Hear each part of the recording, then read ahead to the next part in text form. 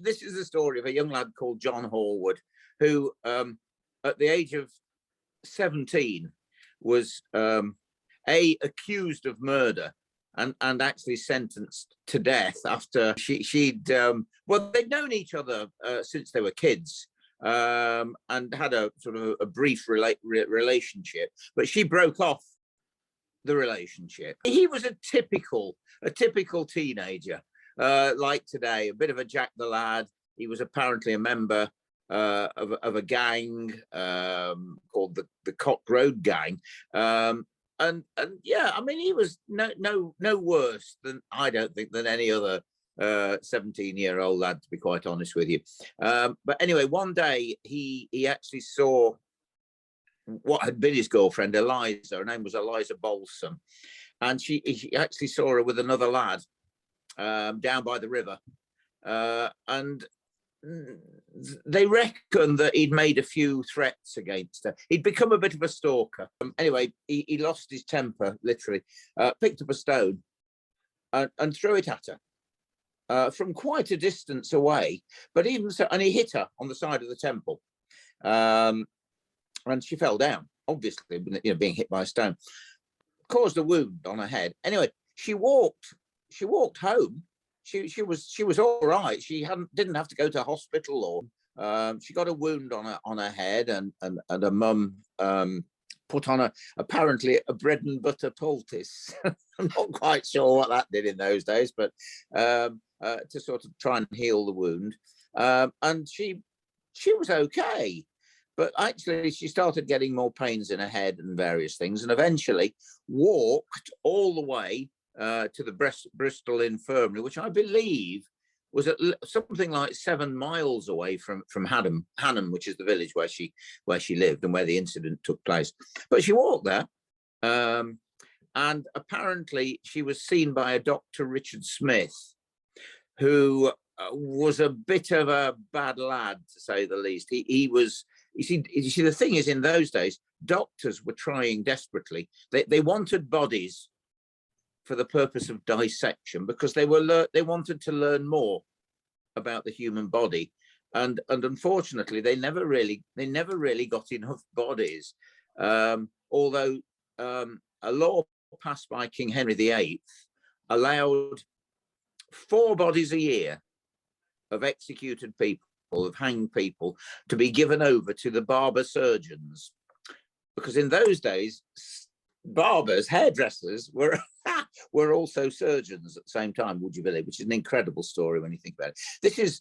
This is why a barber, a hairdresser's sign, a pole, red and white striped pole, actually denotes the fact that originally barber surgeons were both. They actually, a sign for them was a pole with a bloody bandage on it. The surgery at the same, it's incredible when you think about it. It was a bit basic. So anyway, 4 bodies a year were given over to the order of barber surgeons, and that wasn't enough. And so doctors, I'm afraid, resorted to paying body snatchers to dig up bodies and deliver them to them. And they would pay handsomely for a freshly delivered body. Sometimes body snatchers resulted to murdering people and then selling them to a doctor. And the doctors usually took them, I'm afraid, because they were a bit unethical, to say the least. And they needed bodies. They needed as many bodies as they could get to dissect. Dr. Smith not only paid body snatchers, but also went out and stole bodies himself. The real fear, of course, at the time was the fact that people were so religious in those days, of course, that they feared their body being cut up, because they believed that if their body wasn't whole when they were buried, that on the day of judgment there'd be no material resurrection for them, and they'd go to hell. So body snatchers were known as resurrection men, because they were actually denying that person from a resurrection and going to heaven. But Dr. Smith actually used to go and steal bodies and dig up bodies himself. He was hungry for bodies, basically. So anyway, when Eliza Balsam came in, he saw the fact that this young girl had got a wound on her head, and rather than give her something to help the wound, he insisted on keeping her in the infirmary against her will. She did not want to stay, but he did. He insisted that she stayed there. And after a few days in hospital, he decided that the wound in her head was getting worse and was causing inflammation on her brain. And so he said that she needed trepanning. Now, trepanning, would you believe, was barbaric to say, because basically what they did, they got a drill and they drilled a hole in your head, supposedly to relieve the pressure on the brain.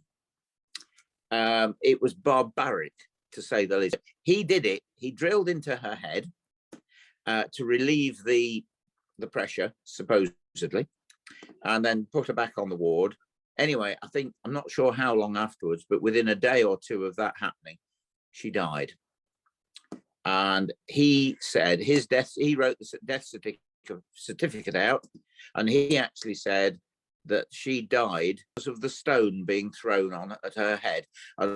His trepanning tried to stop the inflammation, but it didn't. But the cause of death was the stone thrown by John Horwood. Well, many years later, in about 1861, they did some form of exhumation of the body or the head or something like that. And the Royal College of Surgeons actually stated that it was the trepanning by Dr. Smith that caused Eliza Balsam's death, not John Horwood. So there he got a new body to dissect. And he actually cut off Eliza Balsam's head and kept it.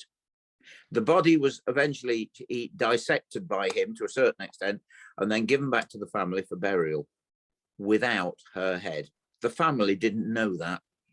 The first thing that Dr. Smith did was report John Horwood to the authorities for murder, because obviously he knew that Horwood had thrown the stone. So it was actually on Dr. Smith's say-so that John Horwood was arrested, taken to court, put on trial, and of course, guess who the prime witness was for the prosecution? Dr. Smith. And apparently, I cannot believe this, but I am told that while he was in court, in his large 18th century coat pocket, he actually had Eliza Balsam's head in his pocket. John Horwood was found guilty on Dr. Smith's evidence and was sentenced to hang. Now, in those days, hanging by the neck until you are dead was a slow process. It wasn't a trapdoor and a lever. It was slow strangulation at the end of a rope. It could take you anything up to a quarter of an hour to die slowly out of strangulation at the end of a rope. It was a dreadful form of execution. Unless you'd got any money left and you gave it to the executioner, and then he would grab hold of your legs and pull down on your legs, which of course strangled you quicker, would you believe? But John Horwood was sentenced to death, but not only to death, because you see, this was 1821. Now, from 1723 in this country, there were 222 hanging offences in Great Britain. Everything you can imagine was made a hanging offence. Stealing a sheep, stealing a cow, stealing a horse, shop breaking, house breaking, burglary. And in 1752, they passed the Murder Act. And what they created was a terror beyond death. The terror was that a murderer was not allowed to be buried. So that meant no laid to rest, which everyone craved for in those days, of course, more than they do today, to be honest with you. So no 6 foot of English earth, no gravestone with your name on it, no family around the grave, no Christian burial service to lay you to rest. But if they weren't at rest, they'd be wandering the earth, they'd become a ghost. They wouldn't go to heaven, which is what everyone wanted, you see. So, but then again, you've got to remember, well, hang on, what are we going to do with the body? Well, The Murder Act stated that no murderer was allowed to be buried, right? But the sentence of death was that you be hanged by the neck until you are dead and then publicly dissected in the Shire Hall or the infirmary. And so that meant after you were dead, or hopefully dead, you were taken back to the infirmary, the dissecting room, laid on a table. And the first thing they did, of course, was to wire you up to a battery called galvanism and make the legs move. The chest would heave, the eyes would open, because it's all to do with electricity. People thought you were coming back to life, would you believe, which was not true, of course, but it wasn't far from the truth. You know, how did people bring someone back to life? How do we bring people back to life now?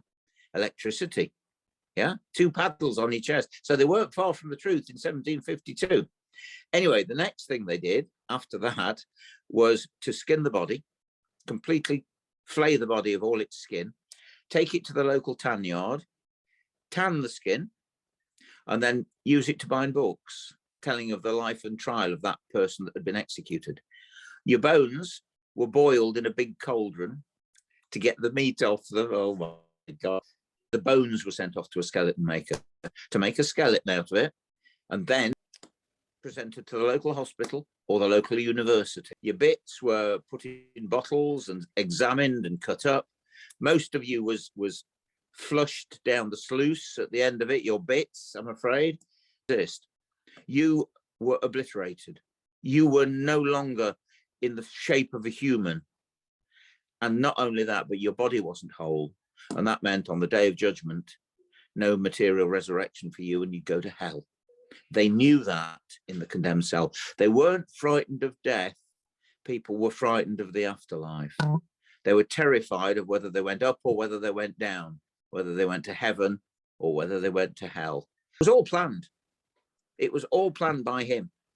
There's no doubt about it.